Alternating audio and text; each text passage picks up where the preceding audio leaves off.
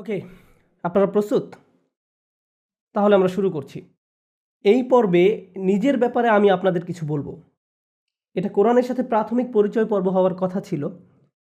আর আমি যেভাবে কোরআনকে মানুষের সাথে পরিচয় করিয়ে দেই সেটা খুবই ব্যক্তিগত, গতানুগতিক কোনো নিয়মে না, যেমন আগে থেকে বানানো কোনো পাওয়ার পয়েন্ট প্রেজেন্টেশনের মাধ্যমে বক্তব্য উপস্থাপন করা, এমন কিছু না। আসলে আমি আমার নিজের জীবনের অভিজ্ঞতাকে পুঁজি করে কোরআনের সাথে সবাইকে পরিচয় করিয়ে দিতে চাচ্ছি। আমি মুসলিম ঘরেই বড় হয়েছি, কিন্তু আমি এমন কোনো পরিবেশে বড় হইনি যেন ছোটবেলা থেকেই কোরআন পড়ছি, এর অর্থ জানছি, কিংবা পুরোটা একবার হলেও অর্থ সহকারে পড়েছি, এগুলোর কোনোটাই করিনি। এজন্য আমি ঠিকভাবে জানতামও না এটা আসলে কি। আর এমনকি নিউ ইয়র্ক সিটিতে কলেজে যাই যখন, তার আগ পর্যন্ত ওইভাবে ধর্মের সাথে আমার যোগাযোগও ছিল না। নিউ ইয়র্কে আমি স্কুলে গিয়েছি। যখন আমি আমার ধর্মকে নতুন করে আবিষ্কার করা শুরু করলাম, তখন আমি আসলে একাই থাকছিলাম, নিজের মতো করে। আমার বাবা মা ততদিন এখান থেকে চলে গেছেন। আমি নিজের মতো করে ছিলাম, নিজের মতো করেই ধর্ম শিখছিলাম। পরিবারের কোনো হস্তক্ষেপ ছিল না, কোনো প্রতিষ্ঠানের প্রভাব ছাড়া, খানিকটা নিজে আবিষ্কার করার মতো। কোরআন পড়ার খুব কম সময়ের মাঝেই আমি এটা বুঝে যাই যে এইরকম শেক্সপিয়ারীয় অনুবাদ দিয়ে আমি খুব বেশি কিছু বুঝবো না, আর সঠিক ভাবটাও বুঝবো না। এর লিখনিটি আমার জন্য বোঝা খুব কঠিন। এরকম বেশ কিছু চ্যালেঞ্জের সম্মুখীন আমি সহ আর অনেকেই হয়েছে। এদের মাঝে প্রথমটি ছিল, এটা অন্য সব বইয়ের মতো নয়। এখানে 114টি ভাগ আছে। আপনারা বলেন চ্যাপ্টার, আমরা বলি সূরা। এগুলো আসলে চ্যাপ্টার নয়, কারণ সংজ্ঞা অনুযায়ী একটা চ্যাপ্টারকে অবশ্যই প্রগতিশীল হতে হয়, এবং আপনি যখন কোনো বইয়ের চ্যাপ্টার 1 শেষ করবেন, চ্যাপ্টার 2 তখন চ্যাপ্টার 1-এর উপর ভিত্তি করেই হবে। চ্যাপ্টার 1 থেকে কোনো কিছু চলে আসলে লেখক লিখে দেন যে চ্যাপ্টার 1-এর রেফারেন্স যে ওখানে আছে, অত নম্বর পেজ, অত নম্বর সেকশন। চ্যাপ্টারগুলো এভাবেই কাজ করে। আর এই চ্যাপ্টারগুলো সিরিয়ালও বেশ গুরুত্বপূর্ণ। আপনি একটি 12 চ্যাপ্টারের বই নিয়ে শুধু চ্যাপ্টার 3 থেকে 12 পর্যন্ত পড়তে পারবেন না। লেখকের উদ্দেশ্য এতে সফল হয় না। কিন্তু আপনি যদি কোরআনের দিকে তাকান, প্রথমেই যেই ব্যাপারটি আপনি লক্ষ্য করবেন সেটা হলো এখানে কয়েকটি ক্রম বা সিরিয়াল আছে। চ্যাপ্টারের বদলে সূরা লিখে ফেলুন। চ্যাপ্টারের বদলে সূরা কতগুলো আছে? 114টি। এইগুলোকে বিভিন্নভাবে সিরিয়াল করা যেত। প্রথমত এগুলোকে বিষয় অনুযায়ী সিরিয়াল করা যেত, যেটা সাধারণত সব বইই করা হয়, কিন্তু সেটা করা হয়নি। বিষয় অনুযায়ী কোরআনকে এইভাবে ভাগ করা হয়নি। আরেকভাবে ভাগ করা যেত, সেটা হলো নাজিলের সময় অনুযায়ী ক্রমানুসার। তবে আমরা বিশ্বাস করি কোরআন আমাদের নিকট নাজিল করা হয়েছে 23 বছর ধরে। মহানবী সাল্লাল্লাহু আলাইহি সাল্লামের কাছে অল্প অল্প করে ওহী এসেছিল, আর ওটা তখন মুখস্থ করা হয়েছে। এটি একটা মৌখিক প্র্যাকটিস ছিল, লিখিত নয়। তাহলে আপনার মনে হতে পারে যে প্রথমে যেটি মুখস্থ করা হয়েছিল সেটি চ্যাপ্টার 1, এরপর চ্যাপ্টার 2, কিন্তু আসলে সর্বপ্রথম যে ওহী এসেছিল আপনি সেটাকে বইয়ের একদম শেষের দিকে পাবেন। প্রায় 600 পৃষ্ঠা বই, আপনি হয়তো 580-র দিকে পাবেন। ওটা ছিল একদম প্রথম ওহী। তাহলে এটা পরিষ্কার যে এটি সময় অনুসারে ক্রম করা হয়নি। তাহলে এটি বিষয় অনুসারেও করা হয়নি, আবার সময়ের ক্রমানুসারেও করা হয়নি। অনেক আধুনিক পাঠকের জন্য এটা একটা বিরাট চ্যালেঞ্জ। এখন আধুনিক পাঠকদের জন্য তৃতীয় যে চ্যালেঞ্জ হতে পারে সেটি হলো এটি সাইজ অনুসারেও নেই। আপনি হয়তো ভাবতে পারেন একদম বড় চ্যাপ্টারগুলো প্রথমে, এরপর একদম ছোটগুলো শেষে। না, ওভাবেও না। প্রথমটি বেশ ছোট, এরপরেরটি বেশ বড়, আবার ছোট। তাহলে এটি সাইজ অনুসারেও নেই, বিষয় অনুসারেও নেই, সময়ের ক্রমানুসারেও নেই। আমার মতো একজন পশ্চিমা পাঠক, যখন আমি একদম প্রথম এটি পড়ছিলাম, যে এখানে তো কোনো ক্রমই নেই, কোনো সিরিয়ালই তো খুঁজে পাচ্ছি না, আমি এটা বুঝতেই পারছি না। খুব বেশি এনক্রিপ্ট করা, সব কিছু একেবারে ছড়ানো ছিটানো।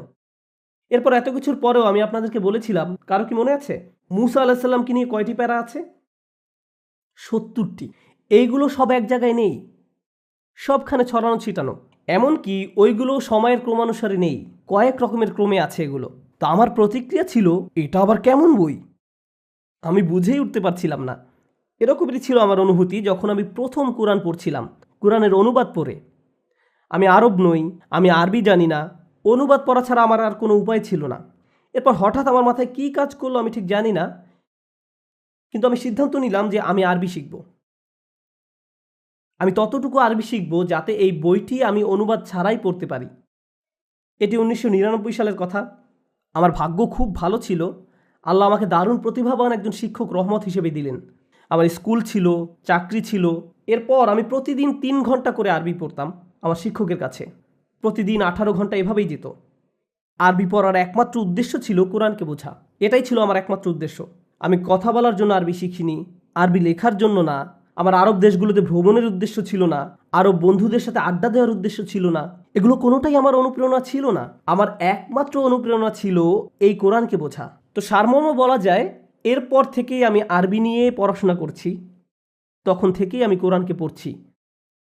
আর যখন আমি কোরআনকে আরবিতে বোঝার অল্প একটু স্বাদ পেলাম, তখন আমার একটা অবিশ্বাস্য উপলব্ধি হলো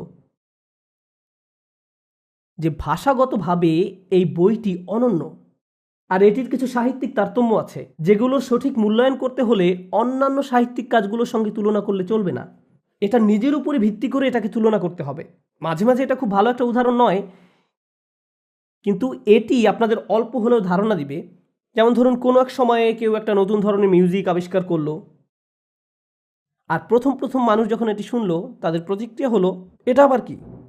কিন্তু এরপর এটাই হয়ে যায় রক অ্যান্ড রোল। বুঝতে পারছেন? কেউ এমন কিছু একটা করলো যা এর আগে কেউ কখনো করেনি। হয়তো অতীতে এর কিছু উপাদান ছড়িয়ে ছিটিয়ে ছিল, কিন্তু এটি পুরোপুরি নতুন এবং অনন্য। আপনি এটাকে মোজার্টের সঙ্গে তুলনা করে বিচার করতে পারবেন না। এটা ভিন্ন। এটা ঠিক যেসব কর্মের মানের সাথে অভ্যস্ত ওই অনুযায়ী নাও হতে পারে। এই জন্য আমি এই ব্যাপারটা আজ হাইলাইট করতে চাই যে কি আসলে কোরআনকে অনন্য করেছে। আর ব্যক্তিগতভাবে আমি সম্মোহিত। আজ পর্যন্ত এই বইটির দ্বারা আমি সম্মোহিত। যতই আমি গবেষণা করি, ততই আমি বসে বসে ভাবি, ওয়াও, আল্লাহ পাকের বাণী। এটি আমি ব্যক্তিগতভাবে করি, কারো উপর এটা চাপিয়ে দিচ্ছি না। আমি আমার নিজের মোহের কারণে এটা করে ফেলি। যারা জানে না তাদের জন্য বলছি, ইসলামিক স্টাডিজ কয়েকটি বিষয় বিভক্ত। কেউ যদি বলে সে ইসলাম নিয়ে পড়াশোনা করবে, সে কয়েকটি বিষয় নিয়ে পড়তে পারে। আরও 15 বছর আগে আমি সিদ্ধান্ত নিয়েছিলাম যে আমি শুধু আরবি ও কোরআন পড়ব। আর এই দুইটা বিষয় নিয়ে আমি এতই মুগ্ধ যে আমি আর কোনো কিছু নিয়েই পড়াশোনা করিনি। ইসলামের অন্যান্য বিষয় নিয়ে আমার প্রশ্ন আছে, হাদিস শিক্ষা, সিরাত শিক্ষা, আর অনেক ভাগ আছে, আইন, শরিয়া, থিওলজি ইত্যাদি। এসব বিষয়ে আমার মনে প্রশ্ন আসলে আমি আমার বন্ধুদের জিজ্ঞেস করি, যারা ওই সব বিষয়ে আলেম। ওদের জবাবই আমার কাছে যথেষ্ট। এসব বিষয়ে আমার প্রাথমিক জ্ঞানটুকু আছে, কিন্তু কোরআনের ব্যাপারে আমি আমার নিজেকে সামলাতে পারিনি। আমি আপনাদের সাথে তার মাঝে কিছু কিছু ব্যাপার শেয়ার করতে চাই, আপনাদের অন্তত কিছু ধারণা দেয়া যে কেন কোরআন সাহিত্যিক দিক দিয়ে অনন্য। আপনাদের তো বলেছিলাম এটা কি প্র্যাকটিস ছিল, মৌখিক না লিখিত? মৌখিক। তাহলে এটি একটি মৌখিকভাবে সংরক্ষিত টেক্সট। এখন আপনারাই আমাকে বলুন, কোনটা সংরক্ষণ করা কঠিন, লিখিত কিছু নাকি মৌখিক কিছু? মৌখিক। সবাই তাহলে স্বীকার করছেন মৌখিক এমন কোনো কিছু ঐতিহ্য সংরক্ষণ করে রাখা বেশ কঠিন। একটা উদাহরণ দিই। যদি আমি চুপি চুপি এরিকার কানে কিছু বলি, আর তাকে বলি যে আপনি একইভাবে এটা পাশের জনকে বলুন, আপনি তার পাশে, সে তার পাশে, এভাবে পুরো ক্লাস। আমরা শেষ মানুষটার কাছে যদি যাই, আর আমি এরিকাকে বলেছিলাম বব জোকে ধাক্কা মেরেছে, এরপর সে আরেকজনকে, এরপর সে আরেকজনকে, এভাবে চলেছে। আসল কথাটি কি ছিল? বব জোকে ধাক্কা দিয়েছে। এবং শেষ মানুষটির কাছে যাওয়া পর্যন্ত হবে বব জোয়ের বাড়ি পুড়িয়ে দিয়েছে, তার গাড়ি চুরি করেছে এবং গ্রামের সবাইকে মেরে ফেলেছে। মৌখিক প্র্যাকটিসে এমন কিছুই হয়ে থাকে। কেউ ইচ্ছা করে আসলে কথাটা পরিবর্তন করে না, কেউ ব্যাপারটাকে তার নিজের মতো করে বলতে যায় আর অল্প একটু পরিবর্তন করে ফেলে। কেউ অর্ধেক ভাগ, কেউ এক ভাগ, আরেকজন এক ভাগ, কেউ বা 2 ভাগ, এভাবে পরিবর্তন হয়। 2% কোনো ক্ষতি করার কথা না, তাই না? কিন্তু এটি যখন একটা বিপুল পরিমাণে লোকজনের মাঝ দিয়ে যায়, তখন আর এটাকে চেনাই যায় না। এই ধরনের পরীক্ষা, এই ধরনের যোগাযোগ পরীক্ষা মনোবিজ্ঞানে সবসময় করা হয়। মৌখিকভাবে কিছু সংরক্ষণ করা প্রায় অসম্ভব, আর যতই এটা ছড়াবে ততই পরিবর্তিত হবে। এটাই যৌক্তিক। তুলনা করলে দেখা যাবে লিখিত কিছু সংরক্ষণ করা নিরাপদ। একেবারেই যে নিরাপদ তা নয়, এমন না যেন আমাদের ব্যাকআপ স্ক্যান কপি আছে, ক্লাউড ড্রাইভ আছে ওই সময়ে, কিন্তু এরপর নিজের স্মৃতি থেকে হয়তো আবার লিখতে হতে পারে। তাহলে আপনার কাছে কিছু লেখা থাকলেও সেটি 100% নিরাপদ নয়। এরপর এই লেখার সত্যতার ব্যাপারে কিছু সংশয় থাকতে পারে, আমার মতে সেটাও যৌক্তিক। কোনো লেখার উৎস নিয়ে কারো সংশয় থাকতেই পারে। কোরআনের যে যুক্তি, আমাদের নবীর যে দাবি, এমনকি ওই সময়ের কিছু সংশয়বাদীরা প্রশ্ন করেছিল যে তার উপর কি করে বই নাজিল হবে, তিনি তো পড়তেই পারেন না। তিনি যে কোনো বই লিখতে পারবেন না তা তো স্পষ্ট, কিন্তু তিনি তো পড়তেও পারেন না। তাহলে কিভাবে তিনি লিখবেন? এটি ছিল শুধুই মৌখিক। এরপরে বইটি যখন সংকলন করা হয়, তখন এটি মৌখিক ছিল না, এটি লিখিত ছিল, কিন্তু ওই মৌখিক ক্রমে ছিল না যেটা আমি বলেছি, যেটি আরেকটা জটিলতা বাড়িয়ে দেয়। এখন মুগ্ধ করার ব্যাপার হলো রাসূল সাল্লাল্লাহু আলাইহি সাল্লামের এই ক্যারিয়ারে রাসূল সাল্লাল্লাহু আলাইহি সাল্লাম 23 বছর কাটিয়েছেন একজন রাসূল হিসেবে। এই সময়ের মাঝে প্রায় লক্ষের কাছাকাছি মানুষ মুসলমান হয়েছে, আর এর মাঝে অনেকেই, বেশ কিছু মানুষ পুরো কোরআনটা মুখস্থ করেছে, পুরো আজকের 600 পৃষ্ঠা। আজকেও মুসলিম বিশ্বের সবচেয়ে জনপ্রিয় ঐতিহ্য হলো কোরআন মুখস্থ করা। এই মানুষগুলো শুধু কোরআন মুখস্থ করে বসে থাকেনি, বরং অনেক দূরের দেশে ভ্রমণ করেছে। তারা মূল ভূমি থেকে তখন বিচ্ছিন্ন। এমন না যে ইমেইলের মাধ্যমে তারা নিজেদের মাঝে যোগাযোগ রাখত। প্রাচীন যুগের ব্যাপার এটি, একবার চলে আসলে যোগাযোগের ব্যবস্থা নেই। যদি কোনো বার্তা পাঠাতেই হয় কয়েক মাস লেগে যেতে পারে, কারণ ঘোড়া তার মতো করে সময় নেয়। এই মানুষগুলো ছড়িয়ে পড়লো, আর তারা তাদের নিজেদের গ্রামে কোরআন শেখানো শুরু করলো। এখন যদি আপনি যৌক্তিকভাবে দেখেন, এরকম অনুমান করতে পারেন যে 1 বছরের মাঝে তাদের মধ্যে 1000 রকম কোরআন থাকা উচিত। এরকম একটা মৌখিক টেক্সট অগণিত পরিবর্তিত রূপ থাকা উচিত ছিল। এমনটাই হওয়া উচিত। আমরা সময় টেনে আজকের দিনে 2013-তে চলে আসি। আরভিং মসজিদে কোরআন মুখস্থের একটা প্রোগ্রাম আছে। ছেলেপেলেরা এখানে কোরআন মুখস্থ করে। আমার মেয়ে কোরআন মুখস্থ করে পার্ট টাইম, আমিও কোরআন মুখস্থ করি পার্ট টাইম। এভাবে পার্ট টাইম করে আমি প্রায় অর্ধেকটা মুখস্থ করেছি। বেশ অলস আমি, এতদিনে আমার শেষ করে ফেলা উচিত ছিল। তো পার্ট টাইমে অর্ধেকটা মুখস্থ করেছি এই জন্য না যে আমার ফটোগ্রাফি মেমোরি আছে, বরং কি যেন আছে এই বইটাতে। এটি মুখস্থ করা বেশ সহজ। আমি এরপর মালয়েশিয়া গেলাম। আমি মালয় ভাষা জানি না। আমি এরপর নামাজি ইমামতিতে দাঁড়ালাম। আর যখন আমরা নামাজি ইমামতি করি, আমরা নিজেদের স্মৃতি থেকে কোরআনের কিছু অংশ তেলাওয়াত করি। আমি ইমামতি করছি, কোরআন জোরে জোরে তেলাওয়াত করছি। আমার পিছনে কিছু ছোট বাচ্চারা আছে যারা কোরআন মুখস্থ করছে। আমি একটি শব্দ ভুল করলে 3টি বাচ্চা সেটি সংশোধন করে দেয়। আমি তাদের ভাষা জানি না, তাদের সাথে আগে দেখাও হয়নি। তারা আমাকে এয়ারপোর্টে নামাজ পড়তে দেখেছে, সুতরাং তারাও যোগ দিয়েছে। মুসলমানরা এমনটাই করে, তারা যদি আপনাকে নামাজ পড়তে দেখে আর তখন নামাজের সময় হয়, তারাও আপনার সাথে যোগ দেয় আর পিছনে দাঁড়িয়ে একসাথে জামাতে নামাজ পড়ে। যদিও একে অপরকে তারা চিনে না, তবুও ওইভাবে ব্যাপারটা কাজ করে। আর আমাদের নামাজের দীর্ঘতম অংশ হলো দাঁড়িয়ে থাকা, দাঁড়িয়ে কোরআন তেলাওয়াত করা। আর যদি একজন এক শব্দে ভুল করে বা এক শব্দেরও একটি অংশ ভুল করে, সঙ্গে সঙ্গে পিছনের কেউ তাকে সংশোধন করে দিবে, আর ইমাম তখন তা ঠিক করে নিবে শব্দাংশ পর্যন্ত। আরও অবাক ব্যাপার হলো, আমরা অরভিংয়ে আছি। মনে করুন কোনো ইন্টারনেট নেই, কোনো লাইব্রেরি নেই, কোনো বই নেই, কোনো সেলফোন নেই, কম্পিউটারও নেই। যত তথ্য আমাদের কাছে থাকে কিছুই নেই।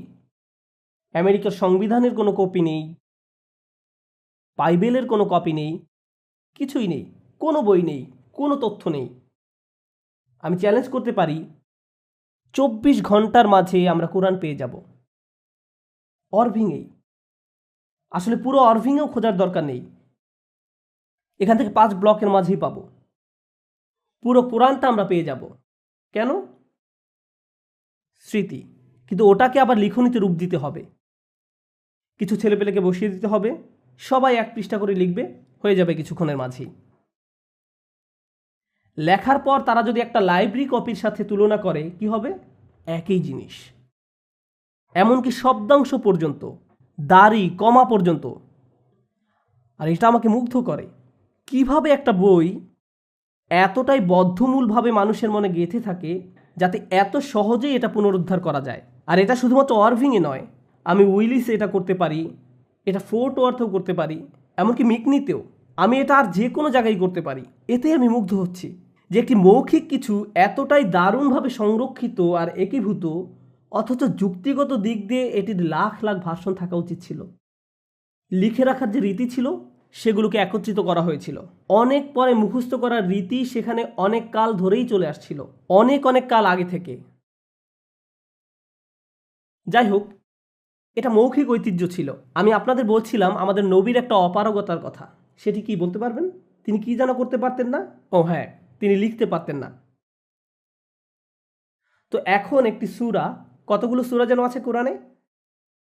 114টি। এগুলো বড় কিংবা ছোট? সবচেয়ে বড় সূরাটিতে 286টি স্তবক আছে। আমি স্তবক বলছি আপনাদের জন্য, আমরা একে স্তবক বলি না। আপনাদের জন্য 286টি স্তবক। স্তবকগুলো সব একসাথে নাজিল হয়নি, বরং প্রথমে সূরাটির অল্প কিছু অংশ নাজিল হয়, আর ইতিমধ্যে অন্য সূরার অন্য কিছু স্তবকও নাজিল হয়, আবার আরেক সূরার আরও কিছু স্তবক নাজিল হতে থাকে।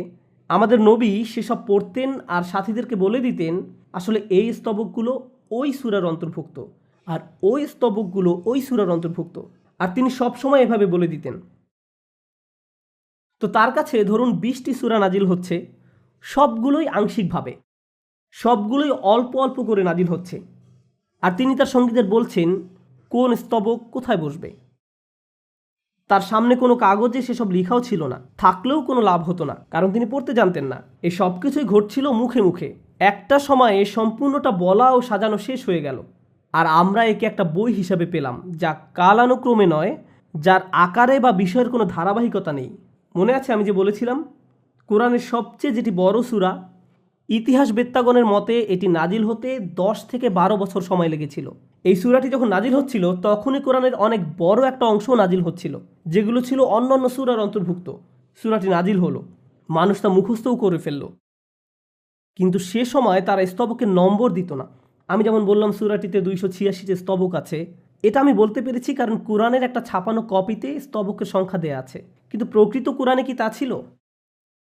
তারা কেবলই পড়ে যেতেন। সূরা বাকারা, যেটি কোরআনের দ্বিতীয় সূরা, সবচেয়ে বড় সূরা, একদিন আমি পড়ছিলাম আর কোরআনের সূক্ষ্ম তারতম্যগুলো খেয়াল করছিলাম। 286 অর্ধে কত হয়? 143। 143। গুড, সবাই দেখছি ম্যাথে মেজর। এই সূরার 143 নম্বর স্তবকে বলা হচ্ছে, এভাবে আমি তোমাদের মধ্যম জাতিতে পরিণত করলাম। মধ্যম কথাটি সূরাটির আর অন্য কোথাও উল্লেখ নেই, এই মধ্যম আয়াতটি ছাড়া, যেটা কেবল মানুষের মুখে মুখেই প্রচলিত ছিল এবং 10-12 বছর সময় নিয়ে নাজিল হয়েছিল, যার কোনো স্তবক সংখ্যাও দেয়া ছিল না। বোর্ডে যা দেখতে পাচ্ছেন আপনারা এটিকে বলতে পারেন একটিমাত্র আয়াতের সংক্ষিপ্ত সারাংশ, একটি স্তবকের সংক্ষিপ্ত সারাংশ। এটাকে বলা হয় আয়াতুল কুরসি কিংবা সিংহাসনের আয়াত। এতে আল্লাহর সম্পর্কে বলা হয়েছে। এই আয়াতে 9টা বাক্য আছে, একটি স্তবক, কিন্তু বাক্য কয়টি? 9টি। এখন দেখুন, প্রথম বাক্যটি আল্লাহু লা ইলাহা ইল্লাহু আল হাইয়ুল কাইয়ুম। আল্লাহ ছাড়া কেউ উপাস্য নয়, তিনি চিরঞ্জীব এবং সকলের প্রতিপালক। তিনি সব কিছু দেখাশোনা করেন, কোনো কিছুই অক্ষুণ্ণ থাকে না যদি না তিনি সেটি অটুট রাখতে চান। এটাই হলো প্রথম বাক্য। প্রথম বাক্যে আল্লাহ তাআলার দুটি বিশেষ গুণের কথা বলা হয়েছে, একটি হলো তিনি চিরঞ্জীব, অপরটি প্রতিপালক। দ্বিতীয় বাক্যটিতে বলছে লা তাখুযুহু সিনাতুন ওয়ালা নাওম, তন্দ্রা এবং নিদ্রা তাকে স্পর্শ করে না। তন্দ্রা বলতে বোঝানো হয়েছে নিদ্রার পূর্ববর্তী অবস্থাকে, অর্থাৎ একটু পরেই আপনি ঘুমিয়ে পড়বেন। আপনি কোনো ক্লাসরুমে বসে থাকলে সচরাচর যা অনুভব করেন, প্রথমে তন্দ্রা, এরপরেই নিদ্রা। এরপর তিনি বলছেন লাহু মা ফিস সামাওয়াতি, এর আগেরটা কিন্তু দ্বিতীয় বাক্য ছিল। তো তৃতীয় বাক্য লাহু মা ফিস সামাওয়াতি ওয়া মা ফিল আরদ, তিনি আকাশ এবং জমিনে যা কিছু আছে সব কিছুর মালিক। আসমান এবং জমিনে যা কিছু থাকা সম্ভব সবই তাঁর। চতুর্থ বাক্য মানজাল্লাযী ইয়াশফাউ ইনদাহু ইল্লা বিইজনিহি, কে আল্লাহর কাছে মধ্যস্থতা করবে।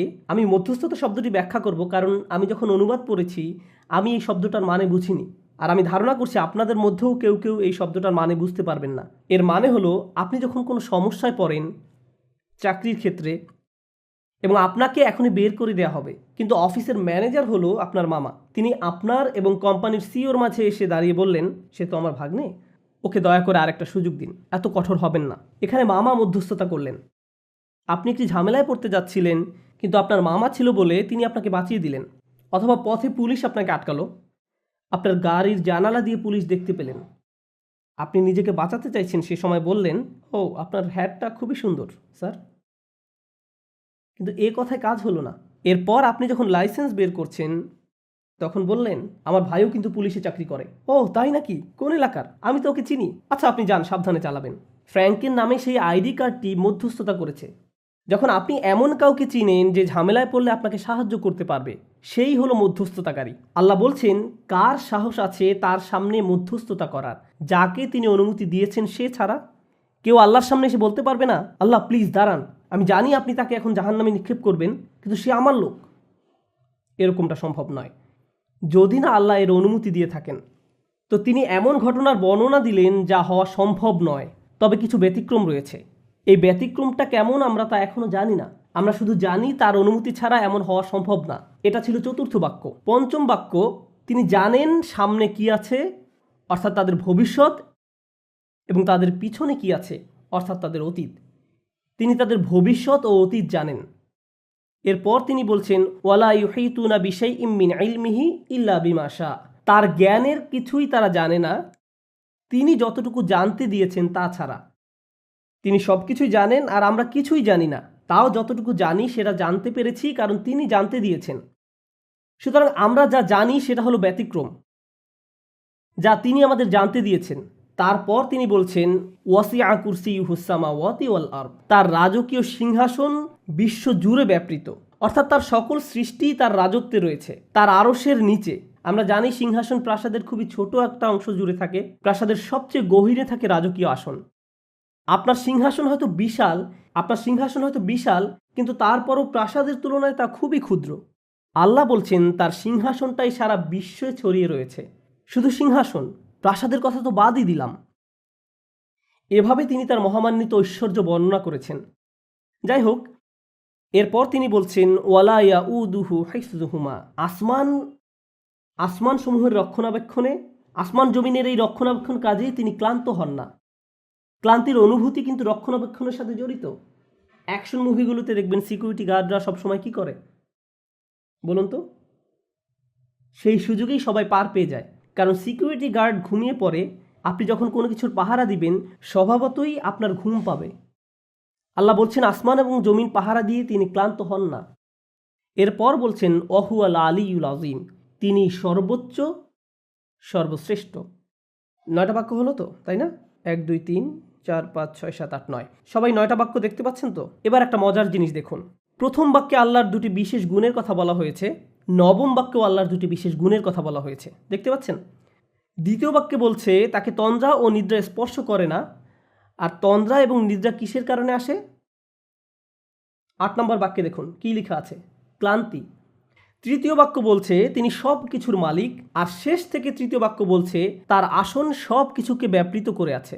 চতুর্থ বাক্য বলছে কেউ আল্লাহর কাছে মধ্যস্থতা করতে আসবে না, ব্যতিক্রম হলো যাকে তিনি অনুমতি দিয়েছেন। আর শেষ থেকে চতুর্থ বাক্যে বলছেন তারা কিছুই জানে না, ব্যতিক্রম হলো যা তিনি জানতে দিয়েছেন। দুটি বাক্যে দুই ধরনের ব্যতিক্রমের কথা বলছেন। আর একদম মাঝের বাক্যটিতে বলছেন তিনি জানেন সামনে যা আছে এবং পিছনে যা আছে। এতে যেন এটা বোঝা গেল যে সাহিত্যিক দিক থেকে তিনি বলছেন তিনি জানেন প্রথমের আর শেষের বাক্যগুলোতে মিল রয়েছে। এখানে একটা সিমেট্রি কাজ করছে। এটাই একমাত্র সিমেট্রি উদাহরণ নয়, এরকম আরও শত শত উদাহরণ আছে কোরআনে। আর কোরআনের সাহিত্যিক সৌন্দর্য এর কেবল একটা বিভাগ। আমি আপনাদের এরকম আরও একটা উদাহরণ দেখাতে চাই। আমি আগেও বলেছি কোরআন ছিল মৌখিক ঐতিহ্য। আর মৌখিক ঐতিহ্যে যদি আপনি একবার কিছু মুখস্থ করে ফেলেন, আপনি যা শুনছেন তাই বলতে থাকেন, 100 বার পুনরাবৃত্তি করেন, তার মানে এক্ষেত্রে কোনো পরিবর্তনের সুযোগ নেই। কোরআনের অনেকগুলো ঘোষণার মধ্যে আমার একটা প্রিয় ঘোষণা হলো ওয়ারাব্বাকা ফাকাব্বির। সংক্ষেপে অনুবাদ করলে দাঁড়ায় কেবল তোমার রবের মহিমা প্রকাশ করো। তাহমিন, বোর্ডে এটা লিখে দিতে পারবেন প্লিজ, অক্ষরগুলো আলাদা আলাদা করে? আপনি তো জানেনই আমি কি দেখাতে যাচ্ছি। আপনি যেহেতু এটা লিখবেন আমি অন্য কিছু নিয়ে কথা বলি। বোর্ড মুছে ফেলুন, বোর্ড মুছে ফেলুন।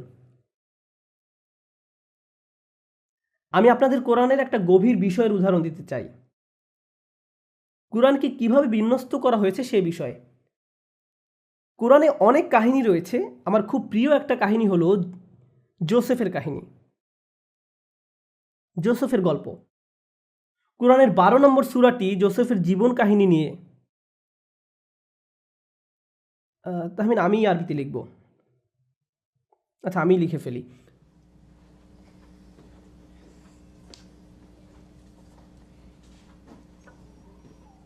আমি জানি দেখতে খুবই কষ্ট হচ্ছে, তাও আমি আপনাদের বুঝিয়ে দেওয়ার চেষ্টা করব। এরপর জোসেফের কাহিনী বলবো। এখানে বলছে ওয়ারাব্বাকা ফাকাব্বির, অর্থাৎ কেবলমাত্র তোমার রবের মহিমা প্রকাশ করো। অনেকগুলো আয়াতের মধ্যে এটি একটি।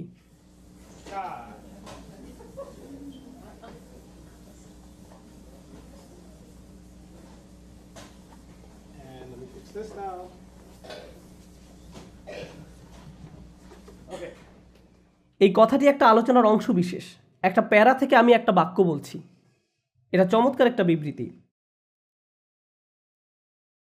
অন্য কোনো কিছুর মহিমার দাবি তোমার রবের মাহাত্ম্যের সমতুল্য নয়। আপনারা আরবি পড়তে না জানলেও এটা বুঝবেন। এখানে আলাদা আলাদা করে সবগুলো অক্ষর লেখা হয়েছে। আরবি অক্ষরগুলোকে সাধারণত একসাথে লাগিয়ে লেখা হয়, কিন্তু আমি এখানে ব্লক লেটারে লিখেছি আলাদা করে, যাতে আপনারা বুঝতে পারেন। বোর্ডে প্রথম আকৃতিটি দেখতে পাচ্ছেন? ইংরেজি অক্ষর আর কে আরবিতে এভাবে প্রকাশ করা হয়। রব শব্দটিতে এবং এই বাক্যের প্রথম অক্ষর এটি, শেষের অক্ষরটি কি? আপনারা একই রকম আকৃতি দেখতে পাচ্ছেন। এরপর দেখা যাচ্ছে দুটি বাটির মতো আকৃতি, যাদের নিচে একটি করে বিন্দু আছে। শেষেও ঠিক একই, দুইটা বাটির নিচে বিন্দু। এরপর একটা অদ্ভুত সুপারম্যানের মতো আকৃতি দেখা যাচ্ছে। একটা অক্ষর পরেই সেই সুপারম্যানকে আবার দেখা যাচ্ছে। এ ধরনের বাক্যকে বলা হয় প্যালিন্ড্রোম। ইংরেজিতে এমন প্যালিন্ড্রোম হলো বব, প্রেসকার, অ্যানা। আপনি যদি কোনো প্যালিন্ড্রোম সৃষ্টি করতে চান, আপনাকে অগ্রাধিকার দিতে হবে কিসের ব্যাপারে? ধরুন আপনি ইংরেজিতে প্যালিন্ড্রোম বানাতে চাচ্ছেন, আপনাকে কি নিয়ে ভাবতে হবে? কোনো উত্তর নেই। এরকম নীরবতায় যখন সবাই অপ্রস্তুত হয়ে যায়, আমার বেশ মজা লাগে।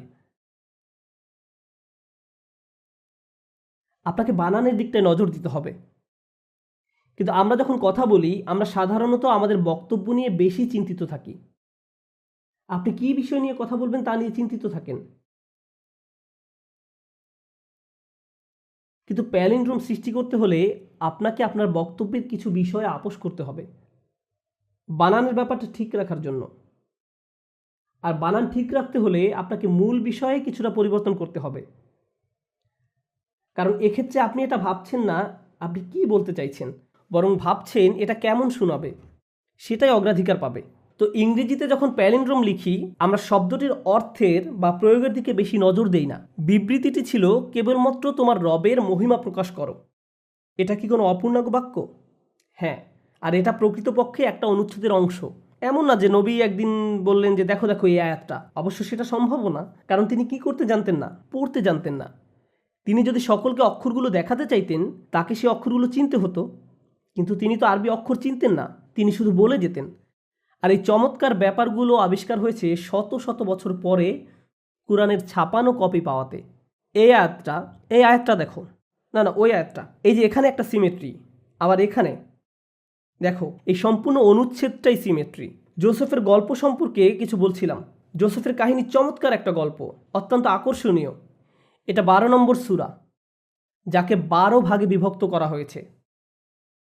জোসেফের গল্পের 12টি অংশ। গল্পের প্রথম 6 ভাগে সমস্যা তৈরি হয়েছে, আর পরবর্তী 6 ভাগে সেই সমস্যাগুলোকে সমাধান করা হয়েছে। প্রথম ভাগে তিনি একটি স্বপ্ন দেখেছিলেন, আর একদম শেষ ভাগে তার স্বপ্ন বাস্তবে রূপান্তরিত হয়েছে। এভাবেই সব ঘটনা কেন্দ্রে এসে মিলে যায়। মুখে মুখে প্রচলিত একটা কাহিনীতে আজকে কেবল আমি সিমেট্রি ব্যাপারটা নিয়ে আকৃষ্ট করতে চেয়েছি। এটা কোরআনের সে অংশ যা সাধারণ মানুষ জানে না। অনুবাদ করলে এই সৌন্দর্য হারিয়ে যায়। আমি কোরআনকে সাহিত্য হিসেবে পড়তে যাই, কিন্তু এই বিষয়গুলো আমাকে প্রবলভাবে আকর্ষণ করে, আমাকে মুগ্ধ করে। আমি আপনাদের এখন এমন একটা উদাহরণ দিব যেখানে সিমেট্রি নেই। এই উদাহরণ কোরআনের সূক্ষ্ম তারতম্যের, যেই সৌন্দর্য কোরআনের ভাষা অনুবাদ করলে হারিয়ে যায়। আপনারা মুসা আলাইহিস সালামের কাহিনী শুনেছেন। আমি মুসা আলাইহিস সালামকে নিয়ে কথা বলবো। মুসা আলাইহিস সালামের শিশুকালে একটা বিপজ্জনক খেলার অভিজ্ঞতা হয়েছিল। কিসের কথা বলছি বলতে পারেন? বাস্কেট। তাকে বাস্কেটে ভরে নদীতে ফেলা হয়েছিল। একজন মা যিনি নিজের সন্তানকে খরস্রোতা পানিতে নিক্ষেপ করেন, একটা ঝুড়িতে ভরে। এই ঝুড়িটা অধিক ঝক্কি সহ্য করার জন্য উপযুক্ত কিনা সেটাকে আগেই পরীক্ষা করে দেখেছিলেন? অবশ্যই না, অবশ্যই না। তবে সেই মায়ের সামনে আর কোনো পথও খোলা ছিল না। তিনি বাচ্চাটিকে নিলেন এবং ঝুড়িতে ঢুকিয়ে পানিতে ছেড়ে দিলেন। ঝুড়িটা ভেসে যেতে থাকলো, এবং একটা সময় আসলো যখন তিনি আর সেটা দেখতে পাচ্ছিলেন না। আর সেই সময়টায় তার হৃদয় যেন কষ্টের সাগরে ডুবে যেতে লাগছিল। কোরআনে বলা হচ্ছে, ওয়া আসবাহা উম্মি মুসা ফারিগান ইন কাদাত লা তুবদি বিহি লাউলা আর রাবাতনা আলা কলবিহা লিতাকুনা মিনাল মুমিনিন। সকালে মুসার মায়ের অন্তর অস্থির হয়ে পড়ল, যদি আমি তার হৃদয়কে দৃঢ় করে না দিতাম তবে তিনি মুসাজনিত অস্থিরতা প্রকাশ করেই দিতেন। দৃঢ় করলাম যাতে তিনি থাকেন বিশ্বাসীগণের মধ্যে। এই আয়াতে বলা হয়েছে মুসা আলাইহিস সালামের মায়ের মন একেবারে অনুভব শূন্য হয়ে পড়েছিল। এতটাই কষ্ট হচ্ছে আপনার যে মানুষ আপনার চোখের সামনে হাত নাড়ালেও আপনি টের পাচ্ছেন না, খাওয়া দাওয়া বন্ধ করে দিয়েছেন, কথা বলেন না, সব সময় চুপচাপ থাকেন, আপনি মর্মাহত, আপনার মন আঘাতে জর্জরিত। এমনটাই ছিল মুসা আলাইহিস সালামের মায়ের মানসিক অবস্থা। এরপর বলা হচ্ছে ইনকাদাত লাতুবদি বিহি, তিনি আরেকটু হলেই মানুষকে সব বলে দিতেন আর নদীর দিকে হাত বাড়িয়ে বলতে থাকতেন, আমার বাচ্চা, আমার বাচ্চা। কিন্তু এই কাজটা করলে সমস্যা ছিল। কাদের কাছে খবর পৌঁছে যেত? ফিরাউনের সৈন্যদের কাছে। একজন মায়ের তার সন্তানের পিছনে ছুটে যাওয়ার স্বভাবগত বৈশিষ্ট্যকে তার নিজের মধ্যে চাপিয়ে রাখতে হয়েছিল। প্রথম কষ্ট ছিল তার সন্তানকে পানিতে ছেড়ে দিতে হয়েছিল, আর দ্বিতীয় কষ্ট ছিল তিনি সে কষ্ট কারো কাছে প্রকাশও করতে পারেননি। তিনি সেটা নিয়ে কারো কাছে হা হুতাশও করতে পারেননি। তিনি অন্যদের এই গোপন কথা প্রায় বলেই দিয়েছিলেন। লাউলা আর রাবাতনা আলা কলবিহা, আল্লাহ বলছেন আমি যদি তার হৃদয়কে দৃঢ়ভাবে বেঁধে না দিতাম, যদি এটাকে শক্ত করে না ধরতাম, একজন মায়ের পক্ষে যা করা যুক্তিযুক্ত ছিল তিনি তাই করতেন, যদি না আল্লাহ তার আবেগ সংযত করার ক্ষমতা দিতেন। লিতাকুনা মিনাল মুমিনিন, যেন সে তাদের অন্তর্ভুক্ত হয় যারা প্রকৃত ঈমানদার। যে কারণে আমি এই চমৎকার আয়াতটি নিয়ে কথা বলতে চাচ্ছি তা হলো তার হৃদয়ের কথা এখানে দুইবার বলা হয়েছে। মুসা আলাইহিস সালামের মায়ের মন নিয়ে দুইবার কথা বলা হয়েছে। একবার যখন তা অনুভব শূন্য হয়ে পড়ল, আর দ্বিতীয়বার যখন আল্লাহ সেটিকে দৃঢ় করলেন, তাই না? একবার হৃদয়ের শূন্যতা আর একবার আবেগকে ধরে রাখা হয়েছিল। মজার ব্যাপার হলো ইংরেজিতে হৃদয়ের জন্য কেবল একটা শব্দ রয়েছে, হার্ট। আরবি ভাষায় এর জন্য বেশ কয়েকটা শব্দ রয়েছে। কোরআনে প্রথম যখন তার মনের অবস্থা বলা হয়েছে তখন একটি শব্দ ব্যবহৃত হয়েছে, আর দ্বিতীয়বারে অপর একটি শব্দ ব্যবহৃত হয়েছে। প্রথমবার ফুয়াদ শব্দটি উল্লেখ করা হয়েছে, আর ফুয়াদ শব্দটি এসেছে আরবিতে ফাআদা থেকে, কোনো কিছু ঝলসানো। ফুয়াদ হলো একটা মাংসপিণ্ড যা আগুনে জ্বলছে, এটাই হলো ফুয়াদের অর্থ। আল্লাহ তার মনের অবস্থা বলছেন যেন তাতে আগুন জ্বলছিল। আরবিতে যখন কেউ উত্তেজিত হয়ে পড়ে, ক্রোধে, ভয়ে, দুঃখে, রাগে কিংবা অন্য যে কোনো কারণে যদি আপনি অত্যন্ত আবেগী হয়ে পড়েন, তখন হৃদয়কে আর হৃদয় বলা হয় না, তখন একে বলা হয় মাংসপিণ্ড যাতে আগুন জ্বলছে। কিন্তু যখন হৃদয় সুস্থিত থাকে, একে বলা হয় এমন মাংসপিণ্ড যার কেবল স্পন্দন আছে, কল্ব। কল্ব শব্দটির আসল অর্থ হলো পরিবর্তন, কারণ হৃৎপিণ্ড সর্বক্ষণ স্থান পরিবর্তন করছে, স্পন্দিত হচ্ছে। আয়াতটির প্রথম অর্ধাংশে ফুয়াদ শব্দটি ব্যবহৃত হয়েছে, আর দ্বিতীয় অর্ধাংশে ব্যবহৃত হয়েছে কল্ব। অন্য কথায়, এখন সহজ ভাষায় বলছি, প্রথম অর্ধাংশে হৃৎপিণ্ডকে একটা মাংসপিণ্ডের সাথে তুলনা করা হয়েছে যা আগুনে দগ্ধ, আচ্ছন্ন, যেটা ঝলসে যাচ্ছে। এখন বলুন, আয়াতের প্রথমাংশে কি ঘটেছিল? বাচ্চা পানিতে ভেসে চলে যাচ্ছিল আর তিনি নিজেকে সংবরণ করছিলেন। আর দ্বিতীয় অর্ধাংশে আল্লাহ সেই আগুন নিভিয়ে দিলেন, তাকে শান্ত করলেন যেন তিনি নিজেকে সংযত রাখতে পারেন। আর এখানে আল্লাহ যে শব্দটি ব্যবহার করেছেন তা হলো কল্ব, সাধারণ শব্দটি। কোরআনের এই বিষয়গুলো সেই মায়ের আবেগের চড়াই উতরাই হৃদয় বিষয়ক কেবলমাত্র দুটি শব্দের মাধ্যমে আল্লাহ বুঝিয়ে দিলেন। তার মানসিক অবস্থার সম্পূর্ণ চিত্র এখানে বর্ণিত হয়েছে। এই বিষয়গুলোই অনুবাদে পরিলক্ষিত হয় না, হারিয়ে যায়। কোনোভাবেই অনুবাদে তা সংরক্ষণ করা সম্ভব হয় না। কোরআনের অনুবাদ বিষয়ক আমার শেষ কথা, আমি যখন প্রথম এই জিনিসগুলো আবিষ্কার করলাম, আমি ভাবতাম আমার নিজস্ব প্রজেক্ট হলো, যেমনটা আমি আগেই বলেছি, আমি যখন প্রথম এই জিনিসগুলো আবিষ্কার করলাম, আমি ভাবতাম মানুষের এসব জানা উচিত, তাদের ধর্ম পরিবর্তনের জন্য নয়। এখানে মানুষকে ইসলাম ধর্মে ধর্মান্তরিত করার জন্য আমি আসি না। না, আমি শুধু মনে করি যে কোরআনে একটি স্মরণীয় কীর্তি, একটি অসাধারণ সংযোজন মানব জগতের লাইব্রেরিতে। আমরা অবশ্যই বিশ্বাস করি এটি আল্লাহ তাআলার কথা, এটা আমি বিশ্বাস করি এবং মুসলিমরা বিশ্বাস করে। আর আমি তো মনে করি মুসলিমরা আসলে নিজেরাই জানে না এই বইতে প্রকৃতপক্ষে কত সৌন্দর্য লুকিয়ে আছে।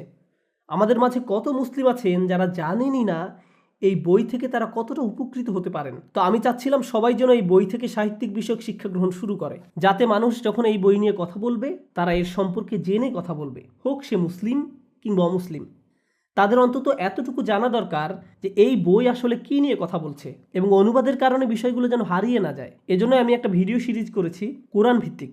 তাতে আমি কোরআনের শুরু থেকে শেষ পর্যন্ত ব্যাখ্যা করেছি, আর আমি বিতর্কিত বিষয়গুলোর প্রতি বিশেষ নজর দিয়েছি।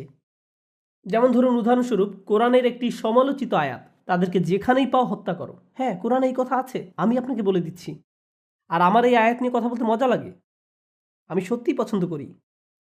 কেন জানেন? কারণ আমি মনে করি যদি এই আয়াতের মর্মার্থ মানুষকে যথাযথভাবে বোঝানো হয়, এর অর্থের কোনো তারতম্য না করে, কোনো ফাঁকি দেওয়া ছাড়াই এই আয়াতের ঐতিহাসিক প্রেক্ষাপট থেকে সঠিকভাবে বিবেচনা করলে এই আয়াত নিয়ে কথা বলতে আমার বিন্দুমাত্র লজ্জাবোধ করবে না। বরং আমি এই আয়াত নিয়ে গর্ববোধ করি, আর আমি মনে করি যে কোনো সভ্য মানুষেরই একই অনুভূতি হবে। এই আয়াত নিয়ে কখনো সেভাবে কথাই বলা হয়নি। মাঝে মাঝে এমন হয়, আমি প্লেনে বসে আরবিতে কোরআন পড়ছি, আমার পাশের মানুষটি জিজ্ঞেস করলো, আপনি কি পড়ছেন? আমি উত্তর দিলাম, কোরআন। আর এ থেকে মজার আলাপ শুরু হয়। কিন্তু কখনো কখনো এই কথা শোনার সাথে সাথে একটা অস্বস্তিকর নীরবতা সৃষ্টি হয়। পাশের মানুষটির অবস্থা এমন হয় যেন এখন সিট পরিবর্তন করতে পারলেই সে বাঁচে। আবার মাঝে মাঝে মজার আলাপচারিতাও হয়, যেমন এই বইতে না বলা হয়েছে সবাইকে মেরে ফেলতে। আমি তার দিকে তাকিয়ে বলি, কিন্তু আপনি তো বেঁচে আছেন।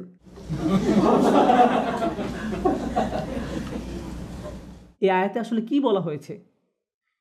অন্য কোনো সেশনে আমি হয়তো আপনাদের কাছে তা ব্যাখ্যা করার সময় পাবো। সবসময় কোরআনের এই আয়াতগুলো তুলে ধরা হয়, আর এই সবগুলো আয়াত সবাই ব্যবহার করে এটা বলার জন্য যে মুসলিমদের চোখে চোখে রাখতে হবে। দেখো ওদের কিতাবে কি লেখা আছে। আমি এ ধরনের খেলা পছন্দ করি না। আর আপনারা খেয়াল করে দেখবেন, আপনারা চাইলে যে কোনো বইয়ের সাথে এই কাজটি করতে পারেন। যে কোনো ধর্মীয় ঐতিহ্যের সঙ্গে খুব সহজে এই খেলা খেলতে পারবেন। কিন্তু আপনি যদি সরল মনে কাউকে জিজ্ঞেস করতেন, আমি শুনেছি আপনাদের বইতে অমুক বিষয়ে কথা বলা হয়েছে, বিষয়টি আসলে কি প্রসঙ্গে বলা হয়েছে, আপনারা এই আয়াতটি কিভাবে 1400 বছর ধরে বুঝে আসছেন, অথচ কখনো এ নিয়ে কোনো সমস্যা হয়নি, আর বর্তমান সময়ে কেনই বা এ নিয়ে এত অরাজকতার সৃষ্টি হলো? এ ধরনের আলোচনা হওয়া খুবই জরুরি, আমাদের এসব বোঝা উচিত। আমি মন থেকে বলছি, একদম শেষে আপনাদের যা বলতে চাই তা হলো, এই বইটি একে এর প্রকৃত অর্থে বোঝার দাবি রাখে, যে অর্থে বইটি কথা বলছে। আর আমি আশা করি যে এক্ষেত্রে আমি সামান্য হলেও অবদান রাখতে পারবো। আর আপনাদের বলছি, বিশেষ করে যারা আজকে আমাদের অতিথি, আমি আপনাদের স্বাগত জানাচ্ছি আমার সাথে যোগাযোগ রাখার জন্য, কিংবা এই প্রশংসনীয় মানুষদের সাথে যারা এই অনুষ্ঠানটি পরিচালনা করছেন। আমি এই মসজিদের কোনো অফিসিয়াল সদস্য নই, আমি কেবল এই কমিউনিটির সদস্য। আমার স্কুল রাস্তার ওপারে, আমি সেখানে আরবি শিখাই, কিন্তু আমি সুযোগ পেলে এখানে আসি। যোগাযোগ রাখার জন্য আপনাদের সকলকে স্বাগত জানাচ্ছি। আমি বোর্ডে আমার ইমেল অ্যাড্রেস লিখে যাব, আপনারা আমাকে ইমেল করতে পারেন, আমরা কথা বলবো যদি সময় হয়। আমার আসলে খুব একটা সময় হয় না, কারণ আমাকে অনেক জায়গায় যেতে হয় আর অনেক ক্লাস নিতে হয়। কিন্তু সময় পেলে আমরা একত্রিত হব, বসে কথা বলবো। আমার কোনো সমস্যা নেই এতে, আমি কিছুই মনে করি না। কারণ আমি মন থেকে বিশ্বাস করি যদি মুসলিমরা অমুসলিমদের আর অমুসলিমরা মুসলিমদের সঠিকভাবে চিনতে পারে, তবে আমরা হতে পারি এমন দৃষ্টান্ত যে সমাজে মানুষ শুধু একে অপরের সাথে বসবাস করছে না, একে অপরকে সহ্য করছে না, বরং একে অপরকে সাহায্য করছে এবং শ্রদ্ধা প্রদর্শন করছে। সহনীয়তা কোনো কৃতিত্ব নয়, আমার মনে হয় না সহনীয়তা কোনো অর্জন, তবে সম্মান বোধ একটা অর্জন। আপনি কাউকে সম্মান প্রদর্শন করতে পারবেন না যদি আপনি তাকে না চিনতে পারেন। তবে এর জন্য আমাদের কষ্ট করতে হবে, মুসলিমদেরকে এবং অমুসলিমদেরকেও। আমরা যারা এমন উদ্যোগ নিতে চাই, আমি আপনাদের প্রশংসা করি যারা এখানে এসেছেন এবং যারা এই ধর্ম সম্পর্কে ও এই ধর্মাবলম্বী মানুষ সম্পর্কে আরও জানার চেষ্টা করছেন। আমি আশা করছি আমার কথা থেকে আপনারা কিছুটা হলেও উপকৃত হয়েছেন জানার পথে আপনাদের নিজস্ব যাত্রায়। আপনি বলেছেন তাদেরকে যেখানেই পাও হত্যা করো, এটার ব্যাখ্যা করবেন? ওহ মাই গড, আপনি এখনই এটা জানতে চান? আচ্ছা, আমি তাহলে বলছি এখানে কি নিয়ে কথা বলা হয়েছে। ইসলামের ঐতিহ্যে রাসূল সাল্লাল্লাহু আলাইহি সাল্লাম শান্তিপূর্ণভাবে মক্কা শহরের মানুষকে এই ধর্মের দিকে আহ্বান জানালেন। তখন তার বয়স 40। তিনি এই ধর্মের প্রতি সবাইকে আমন্ত্রণ জানালেন। তার প্রতি যা নাজিল হয়েছে তিনি তা পড়তে লাগলেন। কেউ কেউ তাকে মেনে নিলেন, তবে বেশিরভাগ মানুষই মানলেন না। তারা বরং এতে আরও বেশি ক্ষুব্ধ হতে লাগলো। ফলস্বরূপ তাকে মেরে ফেলার বেশ কিছু প্রচেষ্টা চালানো হলো। এরপর যারা নবীকে মেনে নিলেন তাদের প্রাণহানির চেষ্টা করা হলো। এটা এমন একটা পর্যায়ে চলে গেল যখন তাদের পক্ষে সেখানে আর বসবাস করা সম্ভব হচ্ছিল না। তারা গোপনে পালিয়ে যেতে বাধ্য হলেন, ফেলে গেলেন নিজেদের ব্যবসা বাণিজ্য, নিজেদের ঘরবাড়ি, কিছু কিছু ক্ষেত্রে তাদের পরিবার পরিজন, এমনকি কয়েকজনকে যন্ত্রণা দিয়ে মেরেও ফেলা হয়েছিল। কিন্তু তারা পাল্টা কোনো প্রতিশোধ গ্রহণ করেননি। তারা অন্য একটা শহরে পালিয়ে যায়, যেখানে তাদেরকে স্বাগত জানানো হয়। ওখানকার বেশিরভাগ মানুষই ধর্মটিকে গ্রহণ করে নেয়। ওখানকার খ্রিস্টান ও ইহুদি সম্প্রদায়কে নিয়ে এক ধরনের বহু সমন্বিত সরকার গঠন করা হয়। এইভাবে তারা একটা সমাজ গঠন করে। এখন আমরা যদি রাষ্ট্রবিজ্ঞানের পরিপ্রেক্ষিতে দেখি, তাদের অবশ্যই অধিকার আছে ওই শহরের বিরুদ্ধে লড়াই করার। কারণ কি আছে ওই শহরে? তাদের বাসস্থান, তাদের নিজেদের ঘর বাড়ি থেকে তাদেরকে বের করে দেওয়া হয়েছে কোনো কারণ ছাড়াই। আগ্রাসন চালানো হয়েছে তাদের বিরুদ্ধে। তাদের একমাত্র অপরাধ ছিল বিশ্বাস করা। কাউকেই তার বিশ্বাসের জন্য অত্যাচার করা উচিত নয়। শুধু যে ইসলামে আছে তা নয়, ওই সময় যদি জাতিসংঘ থাকতো তারাও এতে সায় দিত। এখন এই যুদ্ধ শুরু হলো, এটা চলতে থাকলো, কয়েকটা লড়াই হয় এবং যুদ্ধ শেষে মুসলিমরা জিতেও যায়। আর কিভাবে জিতে? মুসলিমরা প্রায় 10,000 সৈন্য নিয়ে শান্তিপূর্ণভাবে মক্কায় প্রবেশ করে। এই সংখ্যা দেখে তারা আসলে হতবিহ্বল হয়ে পড়ে। মুসলমানরা মক্কায় প্রবেশ করে নামাজে দাঁড়িয়ে যায়। মক্কাবাসীরা তাদের হাতিয়ার ফেলে দেয়, তাদের সংখ্যা এত বেশি ছিল। এরপর রাসূল সাল্লাল্লাহু আলাইহি সাল্লাম সকল শত্রুদেরকে একত্রিত করেন, যাদের সঙ্গে এতদিন তিনি লড়াই করেছেন। তাদেরকে একত্রিত করে তিনি বললেন, আমি আজ তোমাদের তাই বলবো যা ইউসুফ আলাইহিস সালাম তার ভাইদের বলেছিলেন, আজ তোমাদের উপর কোনো অনিষ্ট আসবে না। এবং এরপর ওহী আসে। এখন ওহীতে আল্লাহ পাক বলছেন, এতদিন তোমার সঙ্গে যুদ্ধ করেছিল যারা, ওদেরকে 4 মাস সময় দাও এই ধর্মকে নিয়ে ভাবার জন্য। কোনো একটা নিরাপদ স্থানে নিয়ে যাও যাতে ওরা আতঙ্কিত না হয়। যদি তারা মুসলিম হবার ইচ্ছা পোষণ করে ভালো, তবে যদি না করে ওরা যেন আর এখানে ফিরে না আসে। যদি আসে তবে ওদেরকে যেখানে পাও হত্যা করো। তারা কতক্ষণ সময় পাচ্ছে? 4 মাস। আর এই সময় যদি তারা চলে যেতে চায় তো চলে যাক তল্পিতল্পা গুটিয়ে। যদি ইসলাম গ্রহণ করতে চাও, নিজেই যদি সিদ্ধান্ত নাও, তাহলে তুমি একজন সমমানের নাগরিক। আর যদি না হও তাহলে আমরা কাউকে বন্দি রাখবো না, কাউকে বন্দি রাখা হবে না। এই 4 মাস তোমরা যা খুশি করতে পারো, এটাই নির্দিষ্ট প্রসঙ্গে বলা হয়েছে। এটা মুসলমানদের সার্বজনীন পররাষ্ট্রনীতি নয়। রাসূল সাল্লাল্লাহু আলাইহি সাল্লাম এর পরে যা হবে তার সাথে এটা কোনো সম্পর্ক নেই। কারণ আমরা বিশ্বাস করি যে আল্লাহর শাস্তি, যেমন নূহ আলাইহিস সালামের সময়ে বন্যা, ভূমিকম্প অথবা আকাশ থেকে আগুনের উল্কা, শহর মাটির সাথে মিশে যাওয়া, এই রকম যে শাস্তিগুলো আল্লাহ পাকের, এগুলো তখনই আসে যখন একজন নবী সশরীরে ওই জাতির সঙ্গে উপস্থিত থাকেন এবং তাকে অস্বীকার করা হয়। তখন আল্লাহ পাকের শাস্তি আসে। যখন একজন নবী সশরীরে উপস্থিত থাকেন না, এমন ধরনের শাস্তি কোনো জাতির উপর আসে না। আমি আরেকটা ব্যাপারে আপনাদের প্রশ্ন করি, যখন বন্যার পানি এই পর্যন্ত ওঠে, এই পর্যন্ত শুধু নাকটাই পানির উপরে, তখন আল্লাহ পাক কি হঠাৎ করে থামিয়ে জিজ্ঞেস করেছিলেন যে তোমরা কি শিক্ষা পেয়ে গেছো, আমি পানি নামিয়ে নিচ্ছি? এমন কিছু কি ঘটে? আগুনের উল্কা যখন পড়ছিল আকাশ থেকে, কারো মাথায় পড়ার ঠিক আগ মুহূর্তে আল্লাহ পাক কি সেটা থামিয়ে দেন? আর বলেন তোমরা কি আর আল্লাহর শাস্তি নিয়ে মস্করা করবে? এরকম কিছু কি কখনো ঘটে? একবার যদি শুরু হয় এটাকে আর থামানো যায় না। এটাই আল্লাহর প্রথা, এটা ইসলামিক প্রথাও সত্য। আবার বাইবেলে যে গল্পগুলো আছে তাতেও আমরা এর সত্যতা দেখি, আমরা এটাই বিশ্বাস করি। এখন আমাদের রাসূল সাল্লাল্লাহু আলাইহি সাল্লামের ক্ষেত্রে শাস্তি কোনো আগুনের উল্কা ছিল না, কোনো ঘূর্ণিঝড় বা বন্যা ছিল না। শাস্তি ছিল ওই মুসলিম বাহিনী যারা মক্কা দখল করে নিল। আল্লাহর প্রথা অনুযায়ী ওই সব লোক যারা আল্লাহ পাকের বিরুদ্ধে লড়াই করে তাদের কি করা হয়? ধ্বংস করে দেওয়া হয়। কিন্তু আল্লাহ পাক এবার আযাব থামিয়ে বলছেন 4 মাস তোমাদের সময়। এভাবে শাস্তি আর কখনো থামানো হয়নি। 4 মাস সময়। তোমরা ভাবো, যদি চলে যেতে চাও যাও, রোমে চলে যাও, অন্য কোথাও চলে যাও, না হলে আল্লাহ পাকের আযাব তোমাদের উপর আসবে। পূর্বের নবীদের ক্ষেত্রেও এমনটা করা হয়েছে। আল্লাহ পাক তাদেরকে ক্ষমা করেন না যারা তার নবীর উদ্দেশ্যকে ব্যর্থ করতে চেষ্টা করে, তারা সত্যিকারের অপরাধী। তখন এক লোক রাসূল সাল্লাল্লাহু আলাইহি সাল্লামের কাছে এসে বললেন, আমি জানি না তুমি কোথায় ছিলে, আমি আমার বাসায় ছিলাম। যখন তুমি এই ধর্ম প্রচার করছিলে আমি একবারও বের হইনি, আমি তোমাকে চিনিও না।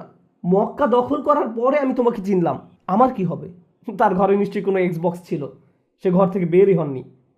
তো তারপরে সে বলছে, আমার কি হবে, আমি তো তোমাদের বিরুদ্ধে লড়াই করিনি। নির্দিষ্ট আয়াত নেমে এসেছিল শুধুমাত্র এই ব্যতিক্রমী ঘটনার জন্য। আমি বলছিলাম যুদ্ধে অংশ নেওয়া সৈন্যদের কথা, আর তাদের আমি 4 মাস সময় দিয়েছি। আর তাহলে ওদের ব্যাপারে কি করব?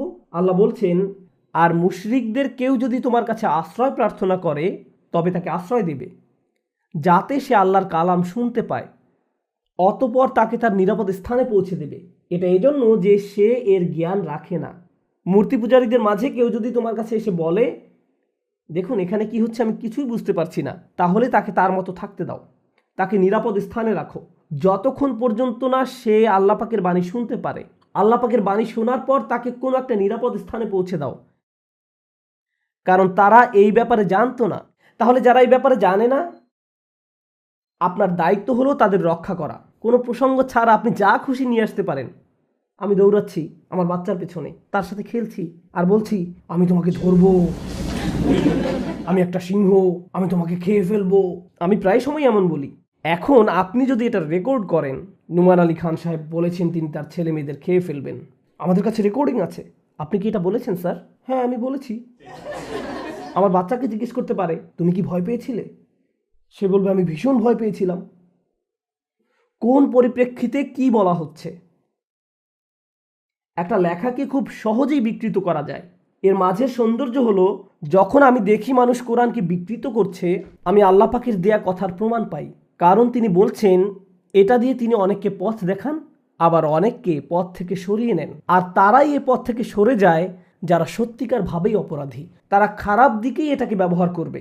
আর যখন তারা এটা করে, ও আল্লাহ পাক আমাদের বলেছিলেনই এমনটা হবে। আচ্ছা, বাইবেলের বেশ কিছু ব্যাখ্যা আছে, বেশ কিছু ভার্সন আছে। কোরআনেরও কি এরকম ভার্সন বা ব্যাখ্যা আছে? কোরআনের লেখনী বা আয়াত একই, লেখার মাঝে কোথাও কোনো তারতম্য নেই। আলেমরা চেষ্টা করেছেন আল্লাহ পাকের বাণী বুঝতে, হাজারে হাজারে, তবে এদের কাউকেই পবিত্র, বিশুদ্ধ, একদম নির্ভুল এমনটা মনে করা হয় না। বাইবেলের অ্যানালাইসিস আর কোরআনের মধ্যে পার্থক্য হলো, বাইবেল এবং বাইবেলের অ্যানালাইসিস এই দুটোর মাঝে পার্থক্যের লাইনটা খুব একটা স্পষ্ট নয়, কিন্তু কোরআনে এমনটা না। যখন আমরা কোনো তাফসির পড়ি, আমরা জানি এই অংশটুকু আল্লাহর বাণী আর এইটুক হলো মানুষের অ্যানালাইসিস। দারুণ একটা বিষয় হলো, কোনো সময় কোনো আলেম যখন একটা আয়াত নিয়ে আলোচনা করেন, একেবারে শেষে তিনি এটা বলে শেষ করেন যে আল্লাহই ভালো জানেন। অর্থাৎ আমি আপনাদের যা দিচ্ছি তা হলো মানবিক চেষ্টা আল্লাহ পাকের বাণী বোঝার ক্ষেত্রে, কিন্তু আমার কথা মোটেও আল্লাহ পাকের কথা নয়। আমার ব্যাখ্যাকে সকল সন্দেহ এবং যুক্তিতর্কের ঊর্ধ্বে বলে ধরে নেওয়ার কোনো দরকার নেই। আমার ব্যাখ্যাকে সব সন্দেহ এবং যুক্তিতর্কের ঊর্ধ্বে বলে ধরে নেওয়া যাবে না। আমি মানসুকের ব্যাপারে শুনেছি, আপনি কি এটার ব্যাপারে কিছু বলবেন? অবশ্যই। এটা হলো আল্লাহ পাক কিছু একটা বাণীর মাধ্যমে বললেন, কিছু সময় লোকজন এটা পালন করলো, তারপর যখন তারা এটা পালন করার ক্ষেত্রে কিছুটা পরিপক্কতা অর্জন করে, তিনি আরও সুনির্দিষ্ট বিধান অবতীর্ণ করেন, অথবা সে বিধানের চূড়ান্ত ভার্সন অবতীর্ণ করেন। যেমন আরব সমাজে পানি কি খুব একটা সহজলভ্য? না, প্রাকৃতিক সম্পদ হিসেবে নয়, আর তা সহজলভ্য ছিল না। মরুভূমিতে পানি জাতীয় সব কিছুই বেশ মূল্যবান, জুস, মদ ইত্যাদি। তো মদের খুব প্রচলন ছিল ওই সমাজে। কুরআন এসে মানুষকে এই দিক থেকে সরিয়ে নিতে চেষ্টা করলো। আল্লাহ প্রথমেই বলেননি যে মদ খাওয়া বন্ধ করো, কারণ তিনি জানেন, আর আমরাও এখন জানি, আমরা যদি কাউকে বলি যে মদ খাওয়া থামাও, আর তারা সঙ্গে সঙ্গে থামিয়ে দেবে, এইভাবে হয় না। মানুষ এইভাবে কাজ করতে পারে না। আর আল্লাহ পাক বলেন তিনি আমাদের ভালোভাবেই জানেন। তো তিনি প্রথমে বললেন যে এটার অপকারিতা এর উপকারিতার চেয়ে অনেক বেশি। প্রথমেই বলেননি যে বন্ধ করো, বললেন খারাপগুলো ভালোর চেয়ে অনেক বেশি। এরপর কয়েক বছর পর বললেন যখন নামাজে আসো মদ্যপ অবস্থায় এসো না, যতক্ষণ না পর্যন্ত তুমি বুঝতে পারো তুমি কি বলছো, অন্তত নামাজটাকে সম্মান করো। ولا تقربوا الصلاة وأنتم سكارى حتى تعلموا ما تقولون. মদ্যপ অবস্থায় নামাজের কাছেও এসো না। এখন ব্যাপার হলো, মুসলিমরা 5 ওয়াক্ত নামাজ পড়ে কয়েক ঘন্টা পর পর। তো এখন বাস্তবিক অর্থে হয় আপনি নামাজ পড়বেন অথবা মদ পান করবেন। You know. আর মদ খেলেও এখন আপনি আর বেশি খেতে পারবেন না। কেন? খুব বেশি খেলে আরো বেশি সময় লাগবে ঘোর কাটতে, নামাজ কিছুক্ষণ পরেই। সুতরাং আপনি যদি এই আদেশটি পালন করতে চান, আপনার পক্ষে আর শান্তিতে মদ খাওয়া সম্ভব না। এরপর শেষ আদেশ আসে এই ব্যাপারে যে এটি শয়তানের একটি হাতিয়ার, فهل أنتم منتهون؟ এটা থেকে তোমরা দূরে থাকো। অতএব তোমরা কি এখনো নিবৃত্ত হবে না? মদ পান সম্পর্কে এটাই ছিল চূড়ান্ত আদেশ। এটাই হলো অ্যাব্রোগেশন, অর্থাৎ কিছু হালকাভাবে প্রথমে দেয়া হয়েছিল, এরপর আরেকটু, তারপর আরও একটু। একেবারে শুরুতেই বলা হয়নি যে এটি শয়তানের হাতিয়ার, তোমরা থামো। আমি ব্যক্তিগতভাবে নিজেই দেখি এর ফল। আমি আপনাদের বলছি না যে আপনারা মদ খান বলে আপনারা শয়তানের অনুসারী বা এমন কিছু, আমি এটা বলছি না। কিন্তু আমার সমাজে আমি মদের কুফল ঠিকই দেখি, সহজেই দেখা যায়। অপরাধ সংগঠনের পরিসংখ্যানের দিকে তাকান, আপনি নিজেই বলতে পারবেন। এর কুফল জানতে চান? কোনো এক শুক্রবার রাতে বেরিয়ে পড়ুন। কতজন মানুষ? আমি ঠিকই বিশ্বাস করি খুব বেশি ব্যাখ্যার প্রয়োজন নেই। তো আল্লাহ বললেন এর কুফল এর সুফলের চেয়ে বেশি। কেউ হয়তো বলবে এটা আপনার রক্ত সঞ্চালনে বেশ উপকারী, রিল্যাক্স করতে সাহায্য করে, আরও কত কি। আল্লাহ পাকের প্রথম ধাপটি এটা ছিল না যে থামো, প্রথম ধাপ ছিল এর কুফল এর সুফলের চেয়েও অনেক বেশি। তো নামাজের সময় আসন্ন, আমাদের এখন থামতে হচ্ছে। আপনাদেরকে অসংখ্য ধন্যবাদ।